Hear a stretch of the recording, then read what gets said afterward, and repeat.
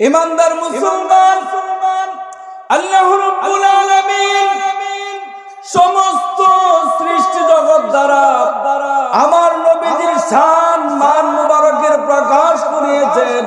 সারা কুরআনুল কারীম আল্লাহ সাজাইছেন আমার নবীজির শান মুবারক দ্বারা। সুবহানাল্লাহ বলি না? সারা কুরআনুল কারীম আল্লাহ সাজাইছেন নবীজির শান মুবারক দ্বারা।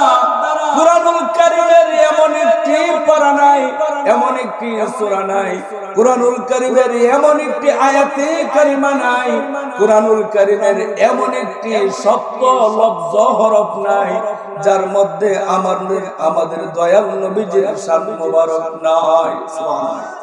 কুরআনুল কারীমের প্রত্যেকটা পারায় পারায়, কুরআনুল কারীমের প্রত্যেকটা সূরায় সূরায়, কুরআনুল কারীমের প্রত্যেকটা আয়াতে আয়াতে, কুরআনুল কারীমের প্রত্যেকটা শব্দে শব্দে, কুরআনুল কারীমের প্রত্যেকটি লফজে অক্ষরে আমার নবীজির শান মুবারক আল্লাহ ফিট করে দিয়েছেন। অথচ যারা কুরআনুল কারীম পুরো বেঈমানি করে, কুরআনুল কারীম পড়ে, কুরআনুল কারীমের আয়াতের অপব্যাখ্যা করে, কুরআনুল কারীমের তাফসীরুল কুরআন মাহফিল নাম দিয়া তাফসীরের কোনো বাতাস নাই, যা করে আবল তাবল করে। কি করে? ইমানদার মুসলমান, আল্লাহ বলছেন ওরফানা লাকা যিকরুক, আমি আল্লাহ আমার নবীজির শান মুবারককে উঁচু করেছি। সমস্ত সৃষ্টি জগৎ করে আমি আল্লাহর জিকির, পানি করে আমি আল্লাহর জিকির, বাতাস করে আমি আল্লাহর জিকির। যেটা আমরা দেখে যাচ্ছে, যে বন দেখা যাচ্ছে, খের দেখা যাচ্ছে, তার মধ্যে কোনো প্রাণ নাই, এটাও করে আল্লাহর জিকির। আর আল্লাহ বলেন সমস্ত সৃষ্টি জগৎ করে থাকে আমি আল্লাহর জিকির তাসবিহ, আর আমি আল্লাহ সর্বদাই করে থাকি আমার বন্ধুর জিকির। কে করেন? আল্লাহ সর্বদাই আমার নবীর প্রশংসা করে থাকেন। কতক্ষণ পর্যন্ত করে থাকেন? আল্লাহ বলেন ইন্নাল্লাহা, ইন্না শব্দটা হরফে মুশাব্বাবিল ফিল। আল্লাহ বলেন নিশ্চয়ই আমি আল্লাহ, ও মালাইকাতাহু ওয়াহিদ এক বচন, তাসনিয়া দ্বি বচন, জমা বহু বচন। আল্লাহ বলেন নিশ্চয়ই আমি আল্লাহ, ও মালাইকাতাহু একজন ফেরেশতা না, দুইজন ফেরেশতা না, অগণিত অসংখ্য ফেরেশতাদেরকে সাথে নিয়ে আমি আল্লাহ ইসাল্লাল্লাহু আলান নবী আমার বন্ধুর প্রশংসা, আমার বন্ধুর শান জিকির করতে থাকি। যদি প্রশ্ন করা হয় আল্লাহ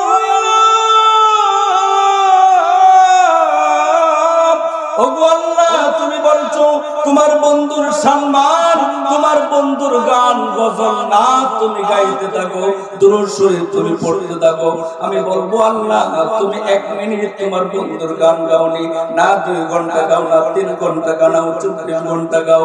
আল্লাহ কই সল্লু না, ও বলবিরা, ও দরবার বলবিরা, আল্লাহ কই ইসল্লুনা, আল্লাহ বলেন ইসল্লুনা আলান নবী।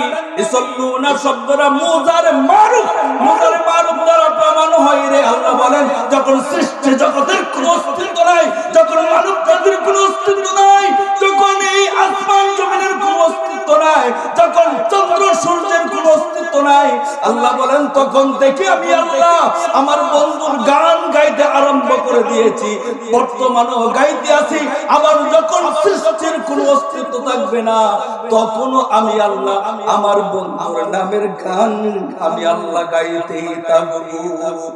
ও ইমানদার মুসলমান, আল্লাহ যদি 24 ঘন্টা সৃষ্টি শুরু থেকে নিয়ে শেষ পর্যন্ত যখন সৃষ্টি থাকবেও না, তখনও যদি আল্লাহ নবীর শান গাইতে পারে, আমরা কারা জান দিয়ে হলো, রক্ত দিয়ে হলো, জীবন দিয়ে হলো, কারা কারা নবীজির শান গাইবো?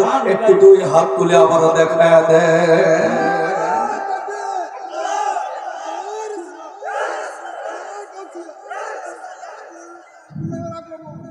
ইমানদার মুসলমান, নবীজির শান মুবারক ঈমান, নবীজির শান যারা গাইবে, নবীজির নামের গান মুবারক যারা গাইবে তারা হচ্ছে ইমানদার। বলতে পারেন গান কোথায় থেকে আসলেন? এটা নাটক বাস্তবের গান না, এটা সোনা বন্ধুর গান না। যে গানের জন্য আল্লাহ নিজে মিম্বার, নবীজি মিম্বার তৈরি করেছিলেন। কার জন্য?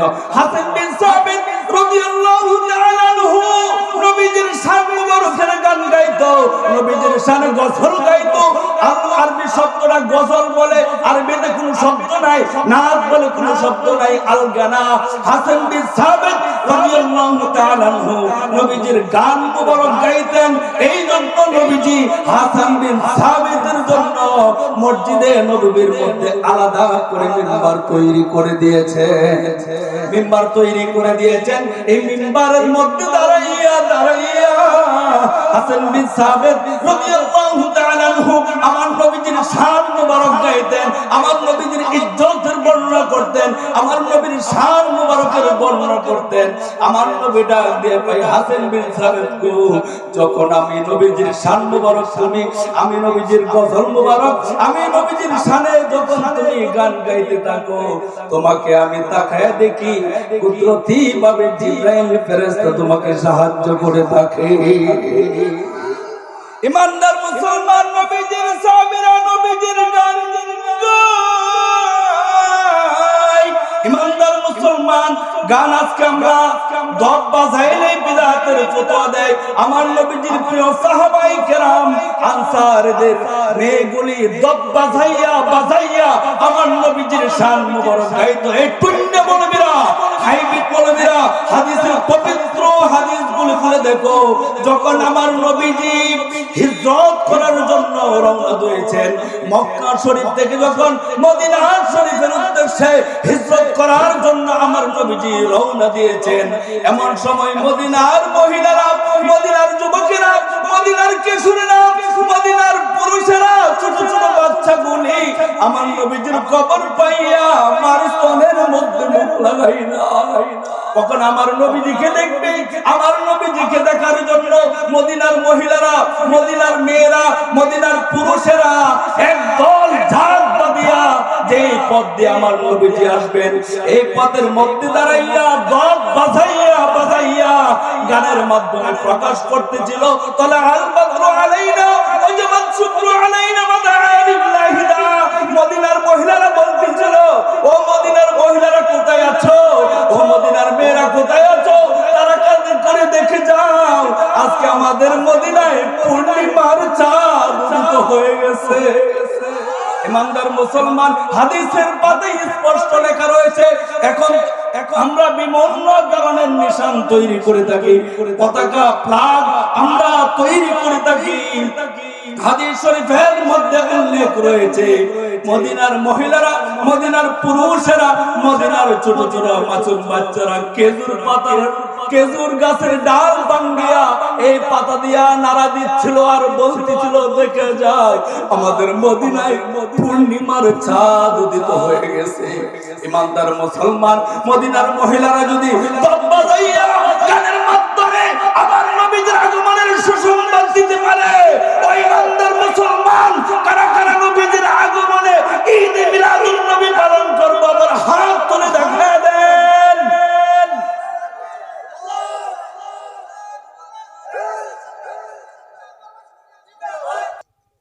অতি মূল্যবান জিনিস যদি ঘরের ভিতরে থাকে, চোর প্রবেশ করে। কি প্রবেশ করে? কি প্রবেশ করে? চোর ডাকাত প্রবেশ করে। যদি মূল্যবান জিনিস থাকে ঘরের ভিতরে, ইমানের চাইতে মূল্যবান জিনিস নাই রে। এই ইমান নেওয়ার জন্য যুগে যুগে ইমান সুরের আবির্ভাব হয়েছে। ও ইমানদার রেজবি ভাইরা, তরিকতপন্থী ইমানদার ভাইরা, খুব সাবধান, জীবন দেন এরপরও ইমান দিয়েন না। এই জন্য আমার রেজবি বাবার জবান মুবারকের একটি কৌল মুবারক হচ্ছে, জান গেলে জান পাওয়া যায়, ইমান গেলে ইমান পাওয়া যায় না। ইমানদার মুসলমান রে, ইমানটুকু ধ্বংস করিয়েন না। এই ইমানই হচ্ছে নবীজিকে জানের চাইতে বেশি ভালোবাসা। এই জন্য আল্লাহ বলছেন, লা তাত্তাখিযু আবাউকুম ওয়া আবনাউকুম ইমানদার মুসলমান, আল্লাহ বলেন লা তাত্তাখিযু আবাউকুম, রাসূল পাকের দুশমন যদি তোমার পিতা হয়, রাসূল পাকের দুশমন যদি তোমার মাতা হয়, রাসূল পাকের দুশমন যদি বাবা হয়, বাবাদের সাথে সম্পর্ক ছিন্ন করে দাও। কথাকার কথাকার আল্লাহর। বলতে পারেন এখানে বাবাদেরকে আবা হুকুম, বাবাদেরকে কেন বললো? এখানে চাচাকেও বাবা বলে সম্বোধন করা হয়েছে, মামাকেও বাবা বলে সম্বোধন করা হয়েছে, কালুকেও বাবা বলে সম্বোধন করা হয়েছে, ফুফাকেও বাবা বলে সম্বোধন করা হয়েছে। আল্লাহ বলেন লা তাত্তাখিযু আবা হুকুম, রাসূল পাকের দুশমন যদি তোমার বাবা হয়, রাসূল পাকের দুশমন যদি তোমার খালু হয়, রাসূল পাকের দুশমন যদি তোমার মামা হয়, রাসূল পাকের দুশমন যদি তোমার চাচা হয়, রাসূল পাকের দুশমন যদি তোমার ফুফা হয়, তাদের সাথে সম্পর্ক ছিন্ন করে দাও। যারা নবীর প্রেমিক তাদেরকে তুমি আপন করে নাও। বলতে পারেন ইমানদার মুসলমান উমর ফারুক আযম রাদিয়াল্লাহু তাআলা আনহু যখন নবীজির কাছে পবিত্র কালিমা মুবারক পড়িয়া উমর ফারুক আযম মুসলমান হয়েছে, ইমানদার হয়েছে। ইমানদার হয়ে যাবার পর আবু জাহেল কয় খাত্তাব বেজাল লাগা গেছে। খাত্তাব কয় কি হয়েছে? উমর ফারুক আযমের বাবার নাম হচ্ছে খাত্তাব। নাম কি? নাম কি? খাত্তাব। আবু জাহেল কই খাত্তাব গো বেজাল লাগা গেছে। কি বেজাল লাগা গেছে?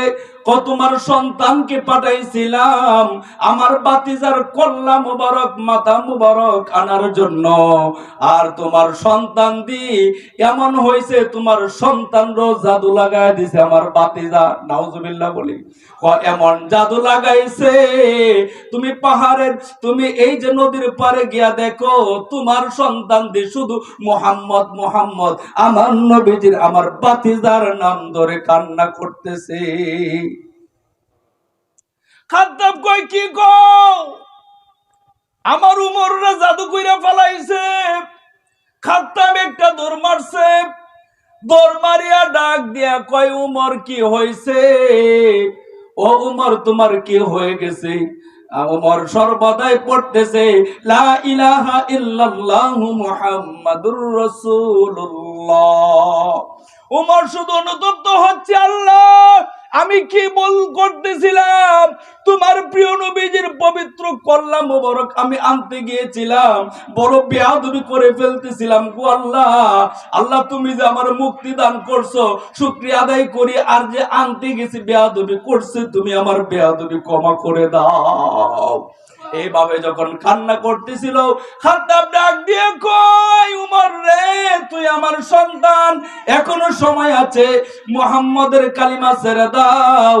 মুহাম্মদ শ্রেষ্ঠ বড় জাদুঘর, তোমারও জাদু লাগায় দিছে। জোরে বলি নাউজুবিল্লাহ। তুমি কার কালিমা পড়ছো? মুহাম্মদ তো আমরার মতন মানুষ, আব্দুল্লাহর ফুলা। নাউজুবিল্লাহ বলি। তুমি আব্দুল্লাহর ফুলা আমিনার সন্তান, আমরা দেখছি সে তো আমরার মতন মানুষ। আমরার মতন মানুষ আবার নবী হয় কি করে? তাড়াতাড়ি করে আমরার মতন মানুষের কলিমা ছেড়ে দাও। ওমর ডাক দিয়ে কয় বাবা গো তোমার মাধ্যমে আমি দুনিয়া আসছি, তোমাকে আমি সম্মান করি, তুমি আমার সামনে থেকে চলে যাও। আমার নবীজির নাম মোবারকের শানে বাজে মন্তব্য করবা না, আমার রসুলে পাককে দুনিয়ার কারোর সাথে তুলনা করবা না, আমাদের মতন মানুষ বলবা না। যদি বলো তুমি যে বাবা, এটা আমি মুহূর্তের ভিতরে বলতে দেরি করব না। আবার খাত্তাব কয় মুহাম্মদ তো আমরার মতন মানুষ, তুমি কি জানো না? আব্দুল্লাহর সন্তান। আবার উমর ডাক দিয়ে কয় বাবা গো আবার অনুরোধ করছি, দুইবারের গুনাহ নাকি আল্লাহ মাফ করে। আবার বলছি আবার দুইবার তুমি বলছো আমি কোনো কিছুই বলি না বাবা, আর দ্বিতীয়বার তৃতীয়বার এই শব্দটা উচ্চারণ করবা না। তাহলে তুমি যে বাবা আমাকে জন্ম দিয়েছো এটা আমি মুহূর্তের ভিতরে বলে যাব, দেরি হবে না। আবার তৃতীয়বার যখন একই কথা বলছে, মুহাম্মদ আমাদের মতন মানুষ, বিশ্ব বড় জাদুঘর, তোমার জাদু লাগায় দিছে। উমর রাদিয়াল্লাহু তাআলা আনহু সঙ্গে সঙ্গে পিছন থেকে তরবারি বের করে দিয়া সঙ্গে সঙ্গে তরবারি বাবার গলার মধ্যে লাগায় দিয়া বাবার কল্লাকে দ্বিখণ্ডিত করে দিয়েছে। বলে সুবহানাল্লাহ। এই ওমর ফারুক আযম বাবার কল্লা দ্বিখণ্ডিত করে দিয়েছে আমার নবীর ভালোবাসার জন্য। ইমানদার মুসলমান, নবীজির ভালোবাসার জন্য নবীজি নিজেই ঘোষণা দিয়েছেন, লা ইউমিনু আহাদুকুম হাত্তা আকুনা হাব্বা ইলাইহি মিন ওয়ালিদিহি ওয়া ওয়ালাদিহি ওয়ান নাসি আজমাইন, রাওয়াহুল বুখারী ওয়াল মুসলিম মুত্তাফাকুন আলাইহি। আমার নবীজি বলেন, যতক্ষণ পর্যন্ত তোমার মাতা পিতা ভাই বেরাদর আত্মীয় স্বজন হইতে ওয়ান নাসি সৃষ্টি জগতের সমস্ত মানুষ থেকে এমনকি নিজের জান থেকে যতক্ষণ পর্যন্ত আমি নবীজিকে ভালোবাসবে না ততক্ষণ পর্যন্ত তুমি ঈমানদার না। ও ঈমানদার মুসলমান, কারা কারা নবীজিকে জানের চাইতে বেশি ভালোবাসবো? আবার একটু হাত তুলে দেখায়া দেন। হইছে না? স্লোগান একজন জুড়ে দেন।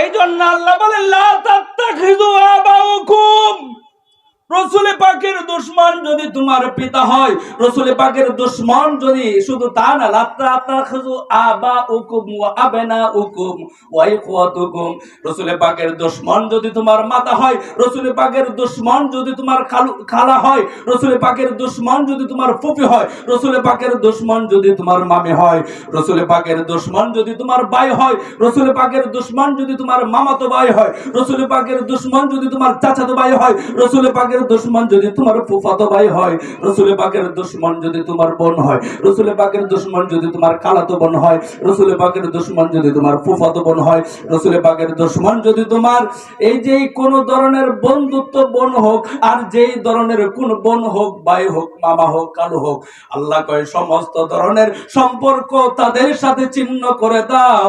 আমার নবীজিকে যারা ভালোবাসে তাদেরকে তুমি আপন করে নাও। কার হুকুম? কার হুকুম?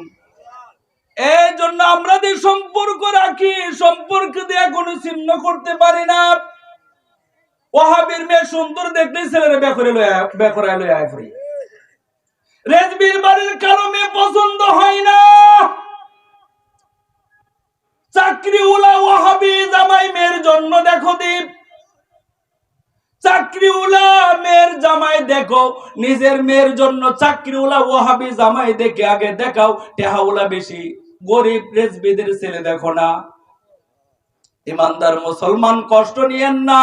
ছেলেকে বিবাহ করানোর সময় একটা রেজবি ইমানদার নবী প্রেমিক দেখে গরিব মেয়ে দেখে বিবাহ করাও। রাসূল পাক হাসরের দিন তোমাকে কুলের মধ্যে ধরে আদর করে নিবে। ইমানদার মুসলমান, তুমি বড় লোক, তোমার মেয়ে টাকা পয়সা তোমার আছে, তোমার মেয়েকে একটা সুন্নি নবী প্রেমিক রেজবি প্রেমিক দেখা গরিব একটা ছেলে, যাকে কালো একটা ছেলে, যে ছেলেটাকে অন্য মেয়ে বিবাহ করতে চায় না, তুমি যদি ইমানদার পরিপূর্ণ হয়ে যাও, এই কালো ছেলেটা গরিব ছেলেটা দেখে তোমার মেয়েকে বিবাহ দাও, রাসূল বড় খুশি হবে। ইমানদার মুসলমান, রাসূল পাকের সবচাইতে কালো একজন সাহাবী আসওয়াদ কালো সাহাবী বলে, কোন মেয়ে তার কাছে বিবাহ বইতে চায় না, কেউ বিবাহ দিতেও চায় না। আমার নবীজির দরবারে একদিন উপস্থিত, আমার নবী মনের খবর জানে। জানে কি জানে না? আমার নবী গায়েব জানে কি জানে না? আরে গায়েব জানেন কি? আমার নবী গায়েবের মালিক, খালিকি কুল্লি আপকো মালিকি কুল বানা দিয়া। সৃষ্টি জগৎ বানাইছে আল্লাহ, আমার নবীজিকে মালিক বানায় দিয়েছে। যারা বলবেন না সুবহানাল্লাহ। আমার নবী ডাক দিয়ে কই, আসওয়াদ, তোমার মনে বড় দুঃখ, তোমার কি বিবাহ করতে মনে চায়? সুবহানাল্লাহ বলবেন না? আসওয়াদ চোখের পানি ছেড়ে ডাক দিয়ে কই, ইয়া রাসূলুল্লাহ, নবী গো, মনে তো চাই, আমার কাছে কে বিবাহ বসবে? আমার চোখের অবস্থা তেমন ভালো না, আমার রঙের অবস্থা ভালো না, নাকের কাটিং তেমন ভালো না, চোখের কাটিংও তেমন ভালো না, দেখতেও না, এমনি তো কালোই কালো, চেহারার ফেস কাটিং তেমন ভালো না আমার কাছে কে বিবাহ দিবে আর কেই বা বিবাহ আমার নিকটে বসবে। আমার নবী ডাক দিয়ে আসওয়াদ গো, তোমার কি মনে চাই? ইয়া রাসূলুল্লাহ, আমার মনে চায়। মনে যদি যায় তোমাকে আমি লিখিত দিয়ে দিলাম মদিনার হুর। সুবহানাল্লাহ বলবেন না?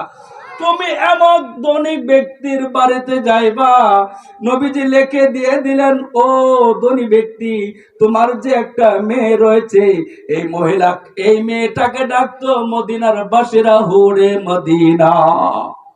মদিনার হুর বলে ডাকতো। মদিনার মধ্যে সবচাইতে সুন্দরী মেয়ে, এই জন্য তার নাম দিয়েছে হুরে মদিনা। সুবহানাল্লাহ। আমার নবী লিখে দিলেন, তোমার মেয়ে হুরে মদিনাকে আমার আসওয়াদ কালো সাহাবীর সাথে বিবাহ দিয়ে দাও, এতে রহমাতাল লিল আলামিন। সুবহানাল্লাহ। তুমি এটা নিয়ে যাও তার বাড়িতে। আসওয়াদ মনের মধ্যে বড় আনন্দ লইয়া মনে করছি জীবন আর জীবনে মনে হয় আমার নসিবে বিবাহ জুটবে না। নবীজি হতো দিয়ে দিয়েছে, অবশ্যই ব্যবস্থা হবে। মনের আনন্দ খুশি হইয়া নবীজির দেওয়া চিঠি মুবারক লইয়া এই ধনী ব্যক্তির বাড়িতে উপস্থিত।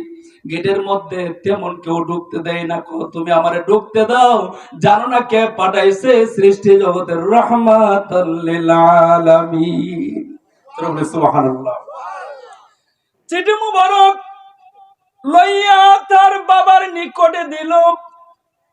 বাবার নিকটে দেওয়ার পর দেখে যে চিঠি নিয়ে গেছে আমার কালো সাহাবীকে, আসওয়াদের নিকট, তোমার হুরে মদিনা মেয়েকে বিবাহ দিয়ে দাও, ইতি রহমাতাল লিল আলামিন। চেহারার দিকে তাকাইয়া বাবার মন বড় খারাপ, কারণ কোন বাবাই চায় না মেয়ের যেমন তেমন জায়গায় বিবাহ দিত। কথাটা বুঝছেন না?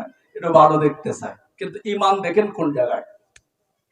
ইমানদার মুসলমান বাবা ছেলের চেহারার দিকে তাকায়, তাকে কালো তো থাকতো, বুঝতাম এই দিক কালো তো কালো, নাক বুক মাস্টিং মারবা, চেহারার কোনো অবস্থা ঠিক নাই।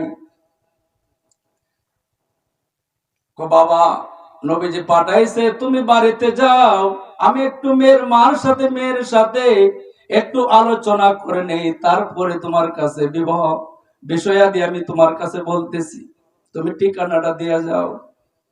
মনের আনন্দ নিয়ে আসওয়াদ যেভাবে ঘরের ভিতরে প্রবেশ করছিল, মনটা আবার খারাপ হয়ে গেছে, আমার মনে হয় নসিবে জুটবে না। এমন সময় হুরে মদিনা উপর থেকে ডাক দিয়ে কই, বাবা ছেলেটাকে দাঁড়া করিয়া আপনি আমার নিকটে আসেন। সুবহানাল্লাহ বলবেন না? আমার নিকটে আসেন। বাবা উপরে যাওয়ার পর, বাবা কি হয়েছে?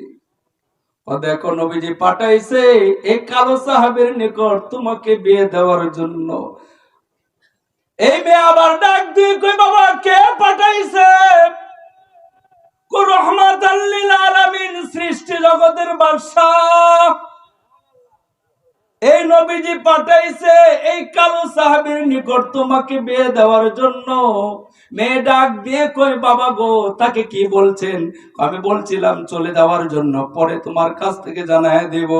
আমার এই মহিলা হুরে মদিনা ডাক দিয়ে কই, আব্বা গো তারে দূরে সরাইয়া দিয়েন না, হাসরের কান্ডারি, কবরের কান্ডারি যেখানে নবীজি পাঠাইছে কালো সাহাবী দেখার জন্য আমার দরকার নাই, নবী পাঠাইছে তার সাথে বিবাহ বসার জন্য আমি প্রস্তুত হয়ে গেলাম। যারা বলবেন না সুবহানাল্লাহ? ইমানদার মুসলমান বাবা আয়েশা কই, আসওয়াদ রে নসিব লাইগা গেছে। সুবহানাল্লাহ। নসিব লাইগা গেছে রে আসওয়াদ, আমার হুরে মদিনা রাজি হয়ে গেছে। সুবহানাল্লাহ। দেখেন আসওয়াদ নবীর কত প্রেমিক। আসওয়াদ রে আবার ডাক দিয়ে কয়, তুমি যে আমার মেয়েকে বিবাহ করবা, মোহর নাকি আছে? আমার অ্যান্টিক পকেট, আমার কি, আমার কোনো টাকা নাই, কি দিয়ে বিবাহ করবা? বাবা আবার ডাক দিয়ে কয়, নবীজি হয়তো পাঠাইছে, আব্বা গো তারে কিছু দিয়া দাও। সুবহানাল্লাহ। তোমার তো ধনের অভাব নাই গো আব্বা।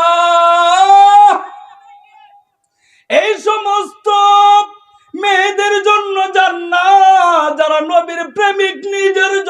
চয়েস করে। সুবহানাল্লাহ বলবেন না? ইমানদার মুসলমান এই মেয়ে ডাক দিয়ে কয়, আব্বা তোমার তো সম্পদের অভাব নাই, কিছু সম্পদ কিছু দিয়া দাও তুমি তাকে। কিছু সম্পদ দিয়া কয়, বাবা যাও তুমি আর চিন্তা করিও না, বিবাহের বাজারের জন্য তুমি কিছু কেনাকাটা করতে যাও। সুবহানাল্লাহ। কেনাকাটা করতে যাবে আসওয়াদ, এমন সময় কে যেন খবর দিল, মদিনাবাসী রে, আমার দয়াল নবী যুদ্ধে রওনা হয়ে যাচ্ছে, কে আছো যদি যাওয়ার যুদ্ধে রওনা হয়ে যাও। আসওয়াদ বিবাহের কাপড় সাপড় কিনবে। এমন সময় চিন্তা করে, আমি বিবাহের কাপড় কিনবো, বিবাহের বাজার করব না নবীর জন্য যুদ্ধের বাজার আগে করব। দুইটা চিন্তা করতে নিয়ে নিজের বিবেককে চিন্তা করতে লাগলো। আসওয়াদ তুমি কি বাসর করে হুরে মদিনার সাথে যাইবা না নবীর সাথে যুদ্ধের ময়দান আগে শহীদের তামান্না অর্জন করবা? নিজের মনকে পরীক্ষা করার সময় আসওয়াদের মন পরীক্ষায় পাশ করলো। আসওয়াদের মন কয়, আসওয়াদ রে, এই বিবাহের বাসর রাত্রের চাইতে শহীদের তামান্নার দাম কোটি কোটি গুণ বেশি। সঙ্গে সঙ্গে আসওয়াদ বিবাহের বাজার বাদ দিয়া যে টাকা দিয়েছে, এই টাকা দিয়া যুদ্ধের তলোয়ার কিনছে, যুদ্ধের জন্য একটা ডাল কিনিয়া যুদ্ধের ময়দানে রওনা হয়ে গেল। রওনা হয়ে যাওয়ার পর যুদ্ধ করতে করতে এক পর্যায়ে আসওয়াদ শহীদ হয়ে যায়। সুবহানাল্লাহ। ইমানদার মুসলমান আসওয়াদ শহীদ হয়ে যায়। আবার চিন্তা করছে, এই অবস্থায় যদি আমার মুখ নিয়ে যায় যুদ্ধের ময়দানে, আমার নবীজি নিষেধ করবে। ও আসওয়াদ, তোমাকে না বিবাহ করার জন্য পাঠাইছি, তুমি আবার যুদ্ধের মধ্যে আসলে কেন? একটা কাপড়, কালো কাপড় দিয়া এমন ভাবে মোড়ানো করছে যেন চোখ শুধু খালি দেখা যায়, যুদ্ধ করতে পারে এমন অবস্থায় তার যুদ্ধের মধ্যে লিপ্ত হয়েছে। আমার নবী জানে না? ইমানদার মুসলমান যুদ্ধে শহীদ হওয়ার পর আমার নবী ডাক দিয়ে করেন, এই যে একটা লাশ দেখা যায় কালো কাপড় দ্বারা আবৃত, এই লাশটাকে আমার সামনে নিয়ে আসো। সুবহানাল্লাহ। এমন সময় মুখ খুলে দেখে আসওয়াদের দিকে তাকানোর সঙ্গে সঙ্গে উপর দিকে আমার নবীজি তাকাইলেন, একটা মুস্কি হাসি দিলেন, নিচে হাসি দিয়ে আমার নবীজি আবার আসওয়াদের জন্য কান্না করলেন। এক সাহাবী ডাক দিয়ে কয়, ইয়া রাসূলুল্লাহ, নবী গো, রহস্য বুঝলাম না, আসওয়াদের জন্য কান্না করলেন, উপরে তাকায় একটু হাসিও দিলেন, কারণ কি? সুবহানাল্লাহ। আমার নবী ডাক দিয়ে কই, সাহাবীরা, আমি যা দেখি তোমরা তা দেখো না। ইমানদার মুসলমান আমার নবী ডাক দিয়ে কয়, আমার সাহাবীরা, আসওয়াদের পাঠাইছি বিবাহ করার জন্য, সে হৌরে মদিনা বিবাহ না করিয়া আমি নবীর প্রেমে শহীদ হইছি, তার জন্য একটু তার বিবাহ করার জন্য মন চাইছিল, এই চিন্তা করে আমি একটু কান্না করলাম। আমার নবীকে আবার ডাক দিয়ে কই, ইয়া রাসূলুল্লাহ, আপনি আবার মুস্কি হাসি উপরের দিকে তাকাইয়া দিলেন কেন? আমার নবী ডাক দিয়ে কই, সাহাবীরে, এই জন্য হাসলাম, আমি দুনিয়ার মদিনার হুরের নিকট বিবাহ দিতে চেয়েছিলাম, সে দুনিয়ার হুর না নিয়া যুদ্ধের ময়দানে শরীক হইয়া আমার জন্য শহীদ হয়ে গেল। আমি উপরে তাকায় দেখি আকাশের দরজা খুলিয়া জান্নাতের হুররা আহ্বান করতেছে, ইয়া রাসূলুল্লাহ, আসওয়াদকে আমাদের খুলে তুলে দেন। নবীর প্রেমে জীবন দিলে মজা আছে কিনা? ইমানদার মুসলমান, নবীর প্রেমে জীবন দেওয়া এত শান্তি। ইমাম জাফরকে যখন প্রশ্ন করা হলো, ইমাম জাফর রাদিয়াল্লাহু তাআলা আনহু এমন ভাবে যুদ্ধ করেছে, যুদ্ধের ইতিহাস রচনা করেছে। সুবহানাল্লাহ বলবেন না? যুদ্ধের ইতিহাস রচনা করছে ইমাম জাফর রাদিয়াল্লাহু তাআলা আনহু। রাসূল পাক এই যুদ্ধের ময়দানে রাসূল পাক 3 জন সেনাপতি নিযুক্ত করলেন। পহিন্নির ফুতান কোন নবী গায়েব জানে না। দেহন্নির ফুতান কয় নবী গায়েব জানে না। আমার নবী যুদ্ধের ময়দানে 3 জন সেনাপতি নিযুক্ত করলেন। সুবহানাল্লাহ। কেন নিযুক্ত করলেন? অন্যান্য যুদ্ধের ময়দানে একজন নিযুক্ত করতেন, জানে একজনের মাধ্যমে বিজয় হয়ে যাবে। রাসূল পাক এদের মধ্যে 3 জন সেনাপতি নিযুক্ত করলেন, তারা বুঝে ফেললেন। আগে যারা 2 জনকে নিযুক্ত করলেন তারা 2 জনেই গায়েব জেনে ফেলছেন। জোরে বলে সুবহানাল্লাহ। স্ত্রীদের নিকট গিয়ে বলতেছে, স্ত্রী গো বিদায় দাও, আর যুদ্ধের ময়দানে থেকে আসা হবে না, তরবারি দাও, দেখা হবে হাসরের ময়দানে। কেউ কি আপনারা যুদ্ধের ময়দানে যাচ্ছেন, যুদ্ধের ময়দানে তো আবার আসতেও পারেন, আপনারা একেবারে বিদায় নিচ্ছেন কারণ কি? সাহাবী ডাক দিয়ে কয়, বিবি গো এই জন্য বিদায় নিচ্ছি, আমার পরে আরেকজন সেনাপতি রাসূল পাক নিযুক্ত করছেন, আমার বিশ্বাস হয়ে গেছে আমি আর আসবো না ফিরে। যদি আমি থাকতাম আমার পরে আরেকজন সেনাপতি নিযুক্ত করতেন না তিনি। দ্বিতীয় জনকে যিনি সেনাপতি নিযুক্ত করেছেন তিনিও বিবির কাছ থেকে একেবারে বিদায় নিচ্ছেন। বিবি গো আমার আর দেখা হবে না, আমাকে বিদায় দাও। তো তুমি তো ফিরে আসতেও পারো। কেন, কেমনে ফিরে আসবো? রাসূল পাক আমাকে দ্বিতীয় সেনাপতি করেও আরেকজন সেনাপতি নিযুক্ত করছেন, প্রমাণ হয়ে গেল আমি আর ফিরে আসবো না। সুবহানাল্লাহ বলেন না? এইভাবে তৃতীয় জন সেনাপতি নিযুক্ত করে দিলেন। যুদ্ধে বিপুল ভাবে শুরু হয়ে গেল।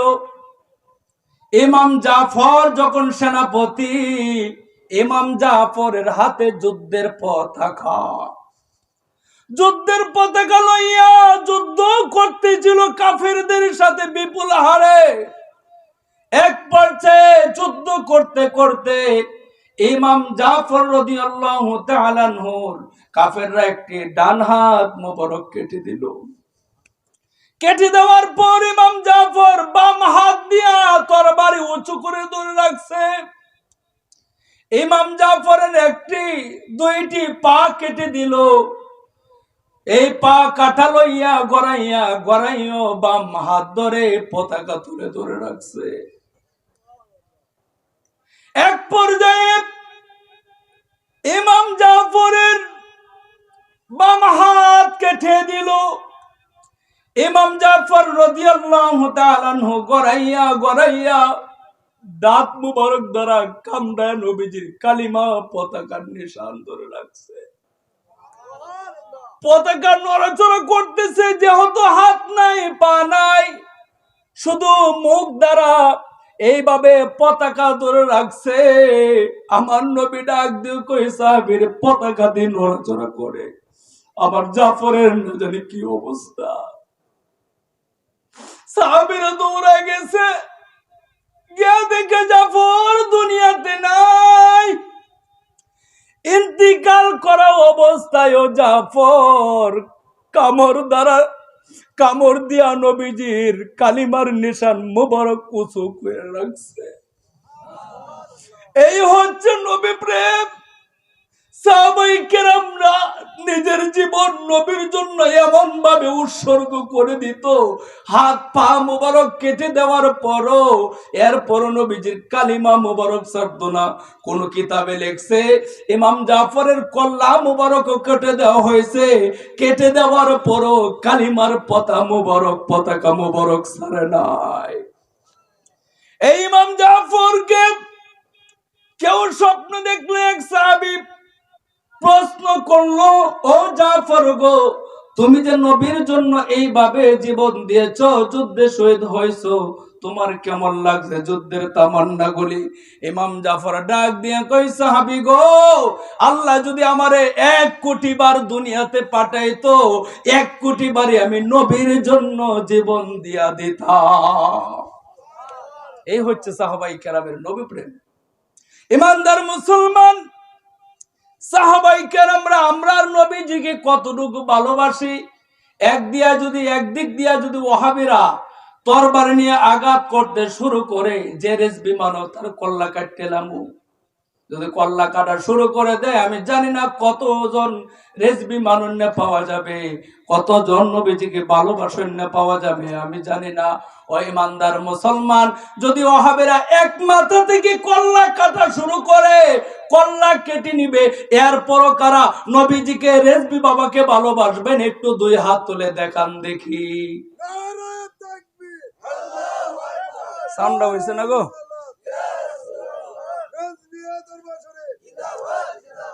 নবীর প্রেমে জীবন দিবেন সাউন্ডে মনে লইব। সাহাবাই কেরাম নবীর প্রেমে গলা দিত, আর আমরা তো এটা না হইতে পারে, শুধু বলছি যদি আসে এই অবস্থায় জীবন দিব। আবার দুই হাত তুলে দেখান, আমি স্লোগান দিচ্ছি, উচ্চ স্বরে দেখায় দিবেন নবীর প্রেমের ইমানি পরীক্ষা। হাত তুলেন, হাত তুলেন। নারে তাকবীর, আরো জোরে নারে তাকবীর, নারে রিসালাত, নারে গাউসিয়া, রাজবিয়া দরবার শরীফ, রাজবিয়া দরবার শরীফ। নূর নবীজি যেখানে, নূর নবীজি যেখানে, হায়াতুন নবী যেখানে, মিলাদ কিয়াম যেখানে, রেজবি বাবা যেখানে, নবীর দুশমন যেখানে। আলহামদুলিল্লাহ। ইমানদার মুসলমান, আমার নবীজির প্রেমে সাহাবায়ে কেরামরা এইভাবে জীবন দিত। এক যুদ্ধের ময়দানে, উহুদ যুদ্ধের ময়দানে চতুর্দিক দিয়ে কাফেররা নবীজিকে ঘেরাও করে ফেলেছে। নবীজিকে এইভাবে ঘেরাও করে ফেলেছে চতুর্দিক দিয়ে। বাবা আসতেছে। চতুর্দিক দিয়ে কাফেররা নবীজিকে কি করে ফেলেছে? ঘেরাও করে ফেলেছে। ইমানদার মুসলমান, সাহাবায়ে কেরামরা যখন কাফেররা ঘেরাও করে ফেলেছে, কয়েকজন সাহাবী আমার নবীজির সামনে নারায়ে তাকবীর, নারায়ে রিসালাত, নারায়ে